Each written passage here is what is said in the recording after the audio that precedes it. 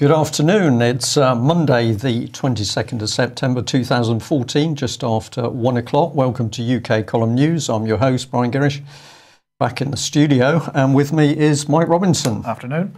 And of course, technical work being done by Nick today. Well, a few comments on the weather. Apparently it's sunny in Rhyl, so well done those who are in Rhyl. I'm just going to say it seems to me that it's certainly autumnal today, so winter draws will be needed in due course. What's happening in the world? Well, general chaos, but the picture in Britain is clearing as we see who is really running the country and what their moral standards are. Mike? Right, well, we'll start off with financial stuff, and well, the warnings of the collapsing Western financial system are continuing. The Bank for International Settlements, the Bankers Bank, has already made such warnings, as has the IMF, and now it's the G20 as well.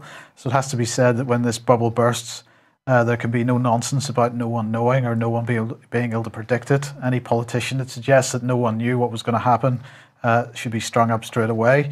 The warnings are out. No one is... And of course, nobody watching this programme has really any excuse for not being prepared, because we've been talking about this for so long. Just to quote the G20 officials, we are mindful of the potential for a build-up of excessive risk in financial markets, particularly in an environment of low interest rates and low asset price volatility. In other words, it's a massive bubble. And of course, we have to say that being prepared isn't enough, and I suggest that everybody needs to be shouting about Glass-Steagall and the Bradbury Pound as hard as they can. What does that say? That expression there, Mike, it's so good. Low asset price volatility. Yes. Low asset price volatility. Yeah. Means prices aren't changing too much, so that everything's pretty stable, and that's okay. Making people uncomfortable. So a bit of new speak to soften it. Well, yes, indeed. But some good news for Russia, at least. This is Blackstone Group, which is one of the world's largest hedge funds, sort of private equity firms. And they have decided that they're not going to do any more dealing in Russia. So that can only benefit Russia. This is according to the Financial Times, reported by Bloomberg here. They're not renewing any contracts with their consultants over there. And they're... really pretty unhappy with what's going on in Russia, you know, with regard to the fact we might be going to war with them. So they don't want to be doing business in that sector. And they, just to give you a bit of background on Blackstone, they oversee $279 billion worth of assets. Sorry, I said worth there. I didn't really mean that. Including private equity, so that's asset stripping, property deals, credit and hedge fund investments. So that's what they're up to. It's all just nasty financial casino stuff, and really for Russia it has to be a positive move that they're not going to be there anymore. And that's it on the financial side at the moment. But moving on to the war side, because that's the other, we mentioned Russia, of course, we're heading that direction, aren't we? Tony Blair speaking out on the BBC about ISIS this time, and he's saying that unless you're prepared to fight these people on the ground, you may contain them, but you won't defeat them. So he was talking to the BBC. He went on to say that there's no appetite for ground engagement in the West, but that airstrikes would harry them and hem them, but really someone's boots need to be on the ground. But it won't be Tony Blair's boots on the ground. Well, it won't be Tony Blair's boots. That's will it be his sons, do you think? Can't see it myself. No, it's better to send somebody else, isn't it? Mr. Blair, let somebody else do the killing and dying, and if they get it wrong, you can put them in prison like Sergeant Blackman. Well, I have another suggestion. How about instead of airstrikes and boots on the ground, we just put people like Tony Blair and David Cameron and the people that are actually financing ISIS and their ilk? Why don't we just put them in prison and that would stop the financing, and that would solve that problem, wouldn't it? Or we could put them on the ground. I mean, they can have a gun. We could put them in territory, and we could just let ISIS sort them out as they think appropriate. Mm. We could probably get a video of it, which would go down pretty well. Viral, I would think. Yep. Say hello to the new Bin Laden, because this is the new bogeyman that we all have to fear. Is this John? No, it's not. It's not John. Sorry, you got me there for a second. Sorry about that. No, this is alleged new intelligence coming to the surface that we really just need to forget about ISIS, because there's a more direct threat and a much more serious, lesser-known terrorist group that's arisen from the ashes of the Syrian war. Mike, I've got to say, I thought I had a background which allowed me to grasp a bit of this, but I'm now getting confused. So this isn't John the jihadist. No. This is a new figure created out of what, British intelligence? Well, CIA. This is a guy called Muhsin al-Fadli. Okay, where's he based? Leicester? Possibly, no, Right. Syria. But apparently he was so in with bin Laden that he was one of bin Laden's inner circle and was aware of the 9/11 attacks, apparently. That's what we're told.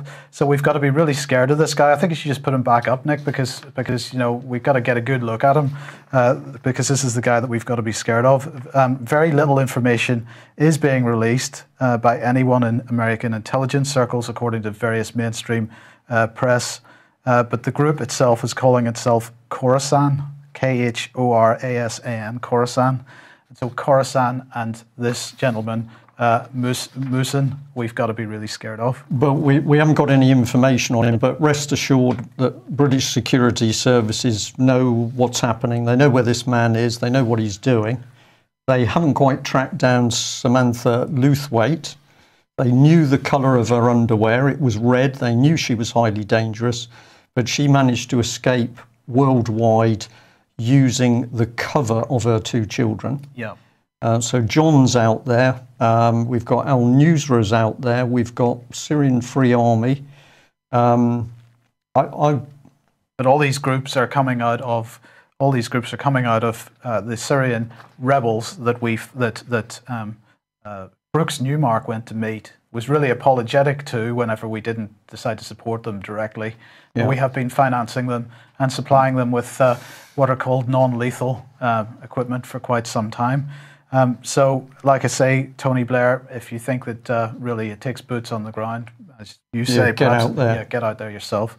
But anyway, Russia then warning that everybody needs to start respecting Syria's sovereignty. So Syria right back on the table again, right across the mainstream media. And this is Sergei Lavrov saying the necessity to strictly comply with the United Nations statute, norms of international law, and unconditional respect of Syrians' sovereignty, and really, all the pressure at the moment back onto Syria because of this ISIS nonsense. Well, we have another development because for the first time ever, it's believed, a Chinese destroyer has docked in Iran, perhaps hinting at closer ties between Chinese and Iranian military. And this just brings another sort of dimension to the whole Middle East thing, doesn't it? Polarisation, yes. All on the basis of trouble caused by the British government with the Americans in Eastern Europe, essentially. Indeed. So that's it on that subject. So these people really causing the trouble, but we've got anti-terrorism laws to keep people under control in this place. Yes, I forgot about this one, of course, because of course now we need anti-terrorism laws. We need photographic ID in order to buy hair bleach. And I just wanted to sort of contrast this a little because, as you know, one of the reasons that we went into Afghanistan was opium poppies, and of course we can't do anything about that problem other than to encourage more opium poppy production. But actually, they're encouraging opium poppy production in the UK as well. And I just had a freedom of information request into the Home Office a couple of years ago. And basically what they're saying is that the Home Office maintains that the activity of cultivating opium poppies for medicinal use or any other use is not a licensable activity. So you don't need a license and you don't even need photographic ID in order to grow opium poppies in your fields in the United Kingdom, but you do need photographic ID in order to buy some hair bleach. Well, that's the solution, isn't it? Poppy growing. If in doubt, poppy growing. Well, let's just have a think about the military, because this is a very interesting article put out by the Press Gazette. Secret state members of armed forces must notify press officers even if they meet a journalist socially.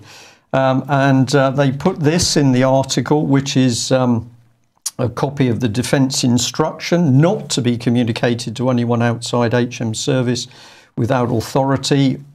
Who is the audience? All service and civilian personnel. Applies immediately. And what are they saying is that you got to report to the media teams if you meet or know, or your family know, anybody connected to the press and media. So we phoned MOD's media team this morning to ask if this was real, and quick as a flash they said they would send us an email, but it was a restatement of an earlier ruling on relations between the military and the press and media. So that did indicate that this was genuine, but they did say they'd send us an email, but 2 or 3 hours later they hadn't sent an email. Presumably this is because the Ministry of Defence simply doesn't like people asking embarrassing questions as to what they're actually up to. And of course, remember that the attacks that Britain has been putting in on foreign nation states has all been conducted, or largely been conducted, without any real debate in Westminster whatsoever. Well, maybe they're worried about soldiers telling the truth, and this was in the Mail on Sunday.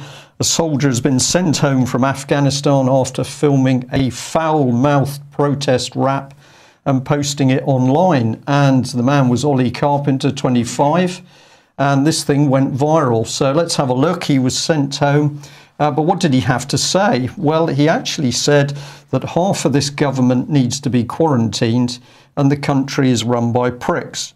And that seemed to me pretty reasonable. I've just broken the no bad language rule on UK. I was just going to ask you allowed to say that. But I wanted to say it because it seems to me that what this young soldier is talking about seems pretty realistic to me. And here's what the MOD said. A MOD spokeswoman said, all service personnel are expected to uphold the strict values of Her Majesty's Armed Forces. Anyone found to not be compliant can expect to face appropriate action. So what are the values of Her Majesty's Armed Forces? Well, we thought it was pertinent to bring us back to this announcement some years ago. Couldn't have said it better, really, on Her Majesty's Satanic Service. And this, of course, was the Ministry of Defence approving Satanism to be practised on board warships. So what are the values of the British Armed Forces? Well, it's Satanism. And where is that going to lead us? Well, of course, it's going to lead us straight into this sort of thing. So a particularly harrowing article here about a victim from satanic abuse in South Wales who's been brave enough to write a book, Annabel Forrest, The Devil on the Doorstep. And of course, this is the reality of allowing abusive satanic cults to operate in this country. But why do we have a problem? Because the British government has said, no, we believe Satanism is just the thing to have in our military. So if it's in the military, it must be in the Ministry of Defence.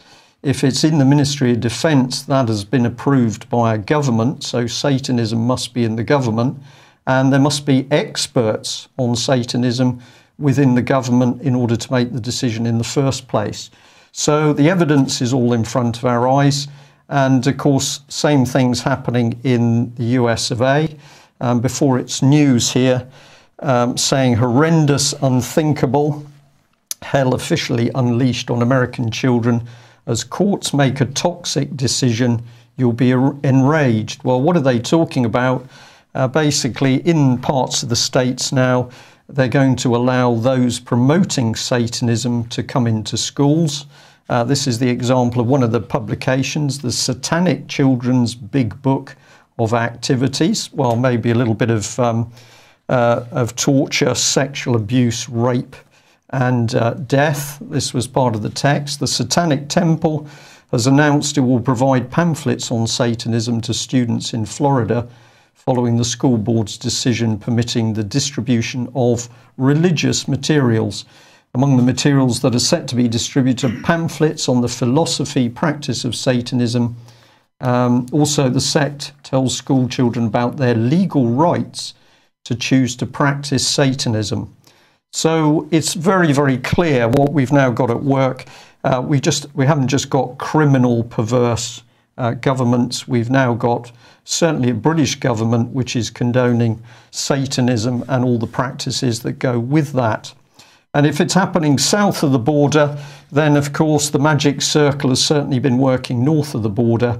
And we just give a gentle reminder that Robert Greene, who's been campaigning against the abuse of children, including what has been going on in the so-called cults, has now been stuck in his house for 125 days. So if you abuse the children, as we're about to see, massive cover-up. If you try and protect children, well, in this case, Alex Salmond's junta has banged Robert up in house arrest. At this point, I pause because I nearly don't know what to say.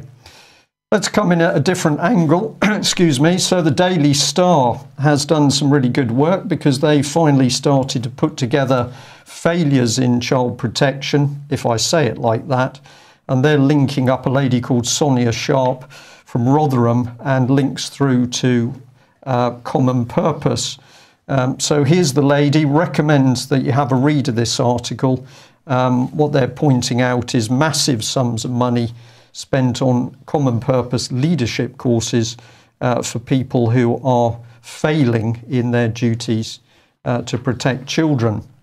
You can find more information on Sonia if you go on CP Exposed, and all you need to do is put her name up in the search box, and what you should then come up with is some of the articles that we were writing years ago, warning people of these very dangerous networks.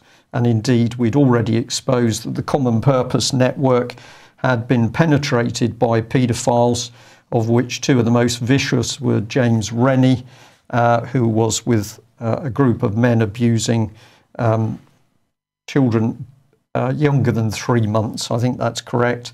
Matthew Byrne, of course, who's carried out vicious assault on prostitutes. Matthew Byrne, of course, had been specially selected to been a Common Purpose Advisory Board member in Merseyside. Selecting other Common Purpose members? Well, paedophiles, of course, work in groups. They want to work with other paedophiles. They're going to select other paedophiles. So you have a secretive network, Common Purpose, unaccountable to nobody. Where's Common Purpose been targeting schools, colleges, and have police checks been carried out on the Common Purpose tutors? Well, the answer to that is certainly not in Sheffield. But when this was pointed out to the local council and police, there was a lot of bullying of the people trying to get this raise awareness of this subject. So when you look at many of the scandals that we've seen in the last couple of years, and you find that there's so much Common Purpose influence on those, that's just a coincidence? Well, some people would say it's a coincidence, Mike, but I think once you start to look at the volume of the connections, you have to raise some questions. And of course, if you have a secretive network that has got close connections to children and young people, that's got to be like a sweetie shop for paedophiles. So I'm sure we're going to have more to say about that in the next couple of weeks. Yeah. Well, is the British government rotten? We certainly think so in the UK column. Slowly but surely evidence coming up into the mainstream press, and the Mirror here picking up on the fact we've got yet another rent boy. Note the language though, quizzed, not a police investigation. They sort of had a quiz. Presumably there was a prize if they got the answers right. What's he saying? That he's been abused by top Tory politicians. This stuff constantly coming into the mainstream press now. But we're getting some very, very worrying reports from retired police that basically the police are not carrying out these sexual abuse investigations properly. We're hearing that there's bullying going on in the police force in order to stop good policemen and women from revealing the truth. And we are constantly hearing now that it is not only the political realms that are trying to cover up the sexual abuse of children, but senior police officers and indeed some of the heads of the investigations themselves. I think maybe if somebody was interested in doing it, perhaps a Freedom of Information request or two, just to find out how much resource is being put into these investigations might be. I'd be very interested to know just how much money is actually being spent on the various investigations. Yeah. Well, I think that would be an ideal thing to happen. We are being told that police officers are being pulled off these investigations. So the word to the media is that, of course, the police are investigating Fernbridge, Yewtree, whatever it is, Operation Daybreak in Nottingham. But what seems to be coming out at ground level is this is not the case. The police simply not doing their job. Well, have we got another indication with this one? Also from the Mirror, celebrity sex abuse tapes theft. Massive police investigation has been launched into stolen interview tapes. And I believe you've done a little bit of research into this one, Mark. Not really. I mean, you mentioned this organisation, which is Swan Films Manchester, and really they have no presence on the internet at all. So the question I want to ask is, why was the CPS using an organisation like this? This is really the only web presence that they have, which is their Google Plus page. And actually, when you look at the address and look at where it is, it's residential accommodation. So they're sending sensitive material to people's homes for editing. Well, it's quite a story on this one, because we went to Google, we put in Swan Films, and of course you come up with a website for a company called Swan Films, and we called them to ascertain whether they were the film company mentioned in the report. I was told no, and that there was another film company called Swan based in Manchester. So we tracked that one down. We phoned essentially the address that we've just seen on screen, and an individual a male who would not identify himself, said that he was unable to give us any information at all. So very, very strange that CPS is dealing with a company called Swan Films, who admit on their website that they are actually in a contractual relationship with CPS. They then say to us, no, it wasn't us. You need to look for an organisation called Swan Films in Manchester. And when we do, we're talking to an individual, appeared quite nervous. But it certainly seems that very, very vital, sensitive interviews of abuse victims have been palmed out by the CPS to somebody's private house with absolutely no security. Was the aim for somebody to come in and have a peek and see what the evidence was?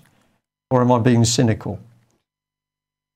Okay, I'll answer it myself. I'm pretty cynical these days. But let's come on to this lovely lady. Here she is.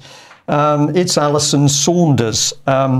Now, this is what she said in the article. I've put a picture of her up from The Guardian, because remember that she was very big in the media when the Nigel Evans case was running. She said the CPS needs to keep a cool head. But in this case, she said CPS has secured all material which remained at the burgled premises, that's the house, and is asking for an urgent explanation of the security measures in place. We've worked with the police to identify the victims and witnesses who have been involved in the cases affected and are informing them of the successful recovery of the material in question. A Greater Manchester Police spokeswoman said at 2:20 p.m. on September 11th, 2014, police were called to reports of a burglary. Officers attended to find a number of items stolen. They've been recovered and inquiries are ongoing. And we'll just have a look at that text there, because it says that CPS has secured all the material which remained at the burgled premises. Yeah. So after the horse has bolted, the CPS has got in and secured the remaining material, and then it's seeking praise. This is what I read into. Didn't we do a good job? We've secured the remaining material. And then the CPS asks somebody else to explain what security measures were in place. Well, wasn't it Alison Saunders' job to make sure that when she gave out material, it should go to a safe location? You would think so. I would have thought so. If we can just pop that one back, Nick, if you may. And here on the second one, well, the officers now, they can't find the abusers in the first place. That's a big problem. But when this gets stolen, they've apparently recovered all of the information, and they're reassuring us that nobody's accessed the data. How do they know that? How do they know that? Do we trust them? No. But let's come in a different direction. So Alison Saunders, head of the CPS, passes this video evidence to a private company and loses it. But this is the same woman who can put an abuse victim in prison since the 25th of July with no substantive evidence at all. Does Alison Saunders really understand what evidence is? I think she does. She does. What we're seeing is a massive undermining of the rule of law in this country. In order to protect paedophiles, which presumably are being run by the government within their declared satanic rings. Promotion. Yeah.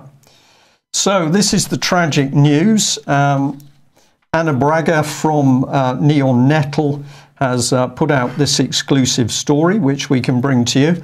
That Beechwood abuse survivor Melanie Shaw has gone on hunger strike. This is, she feels, the only way that she can start to bring her case into the public domain. And she's being held, of course, in Peterborough on charges of arson, a shed fire. This is not a house, it's somebody's shed. And as yet, we haven't seen any substantive evidence from the Crown Prosecution Service produced in court. So Melanie at the moment has now spent 60 days in a high security prison. She has been bullied. She's been locked up in solitary confinement. She's not received her medication. She hasn't had her leg ulcer treated. No evidence against her. And whose authority has achieved this? Alison Saunders, head of the Crown Prosecution Service. If I sound motivated, I am, because what has the mainstream media been doing? Well, something pretty subtle. If you're a good-looking actress, then of course your picture is all over the papers. So here she is. Now, accept this lady's been abused. She says, I was abused by my care workers. And she reveals that she was the victim of sexual abuse when she was 13. And crucially, she claims that the police ignored it. Well, compare the exposure for Sam Morton with Melanie Shaw. Melanie could be saying, I was abused by my care workers and was imprisoned when I whistle-blew to Nottinghamshire police. Melanie Shaw experienced and witnessed rapes, abuse, violence, suicides, and unexplained deaths.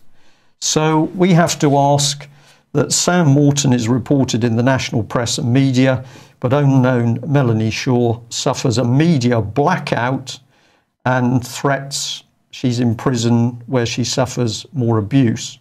So why are the authorities so terrified of Melanie Shaw, and Sam Morton, good-looking actress, can parade all over the public media? Why is that, Mike? Well, maybe the answer to the question that should be asked is of Sam Morton. If she feels so strongly about what happened to her, then perhaps she might be willing to give some support to Melanie Shaw. That's a very good suggestion. So if anybody out there, viewers and listeners, feels that they could get in contact with Sam Morton and ask whether she would give her public support to Melanie Shaw, we'd be very grateful. Now, we are able to show you this today. It's the back of an envelope. Quite often when Melanie Shaw writes to people, she also writes all over the envelope. But we found this one particularly interesting. She says, if it wasn't for me, there'd be no investigation of her children's home. Of course, that's Beechwood in Nottingham. Nothing would have happened, but I'm punished and fitted up. And of course, what she's saying there is absolutely correct. She's also saying and pointing out that Sam Morton is getting the attention of the press, and the inference is, of course, Melanie isn't. And she's saying that she's being denied access to her own psychiatrist and psychologist, but also we can tell you that Melanie constantly being denied medication. And this is where it gets interesting, because Melanie pointing out again that she used to work as a volunteer for her MP, who she says was Shadow Treasury Secretary of State. And then she says, now look, what have they done? Sorry, look what they've done to me. So Melanie here saying, I used to work with this guy. And she says, much as the soldier, the system is shit, but I have to conform to it.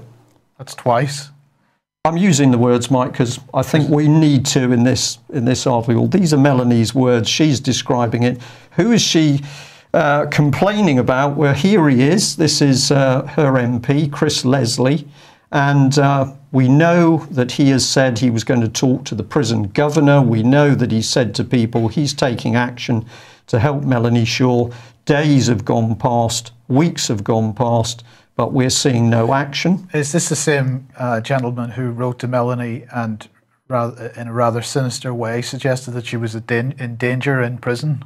Yes, he wrote her a letter and he said he was very worried about her because he was concerned for her safety. So somebody that's in that situation, just newly in prison, that kind of sentiment from an MP must be viewed by that person as something very worrying. Well, we could say that Mr. Leslie was a little bit immature in taking that action. Maybe he meant the right thing, but of course that wasn't the way it was received by somebody locked into a very vulnerable position.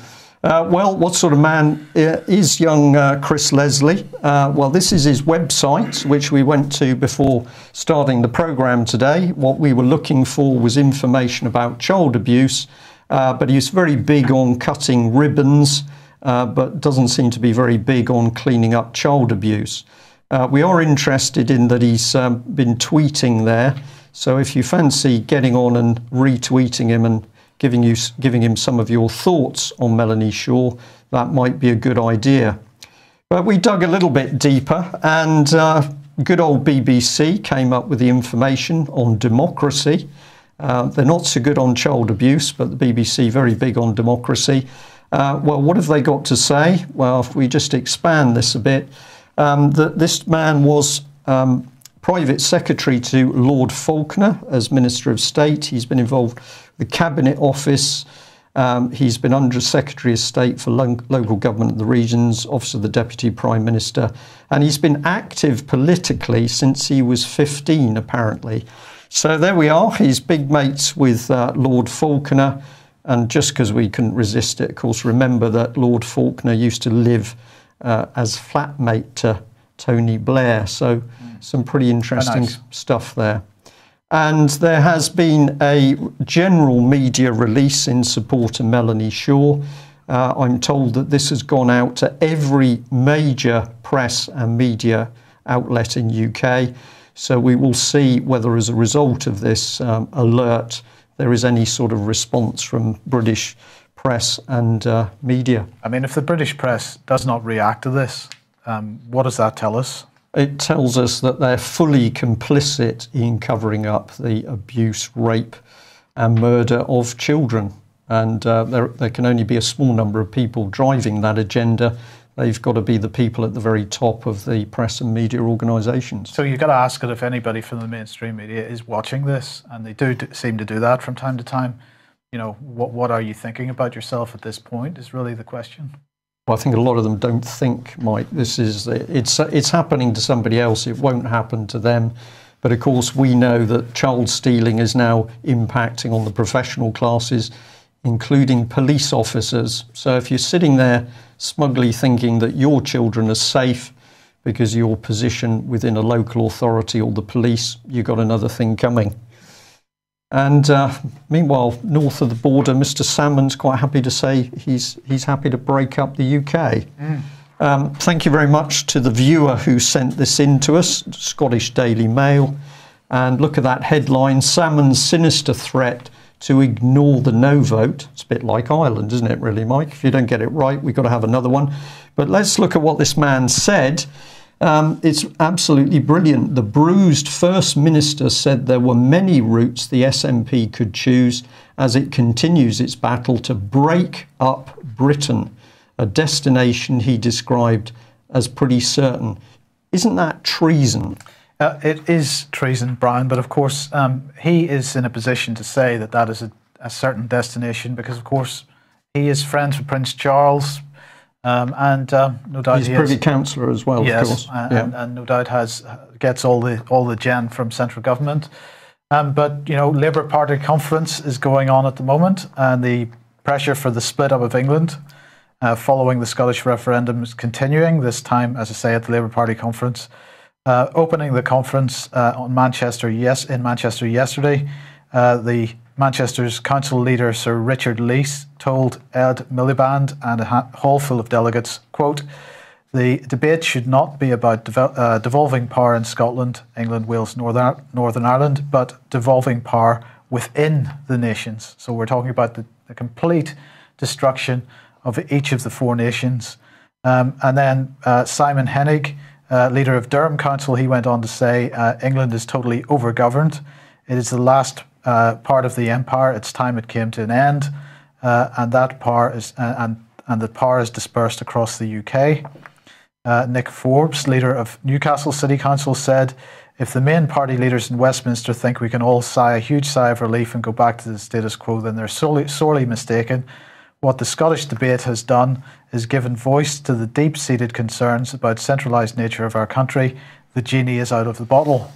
But what seems clear from this article is that really the Labour Party themselves, despite what people coming and speaking at the conference might say, the Labour Party themselves really have no idea about what they're going to do next. So this is Ed Balls just simply refusing on the Today programme this morning. The Telegraph has transcribed it, refusing to answer any questions. I suggest you go and have a look at that.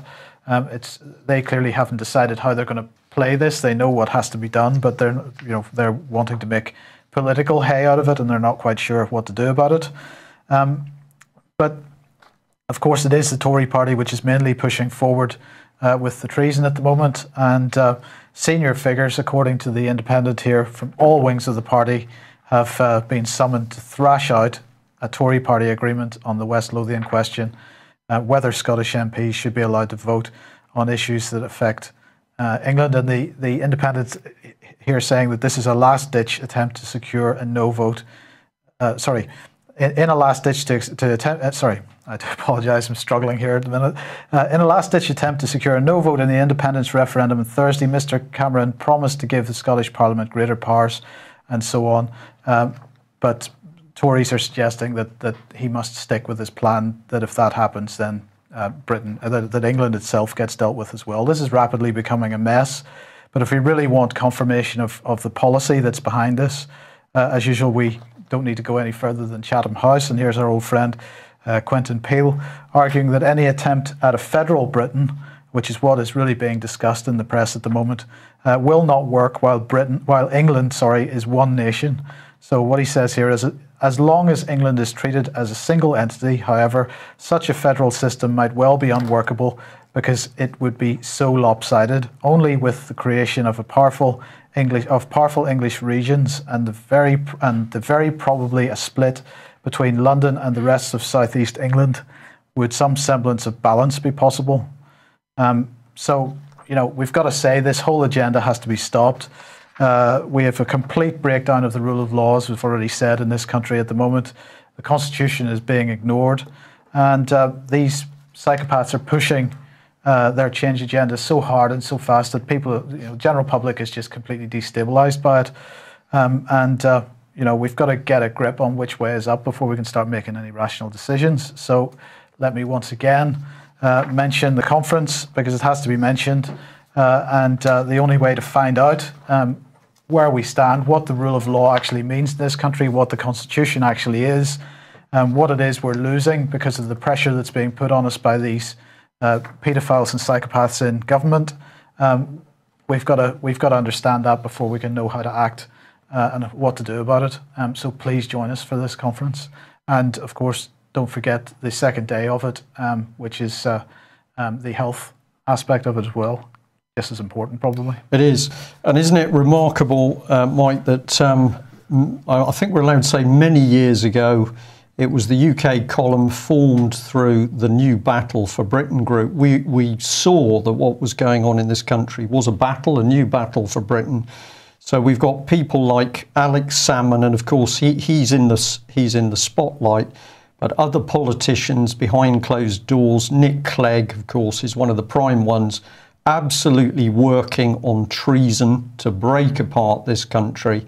And you said that people aren't seeing this, but I'm just going to mention a gentleman called John Kelly.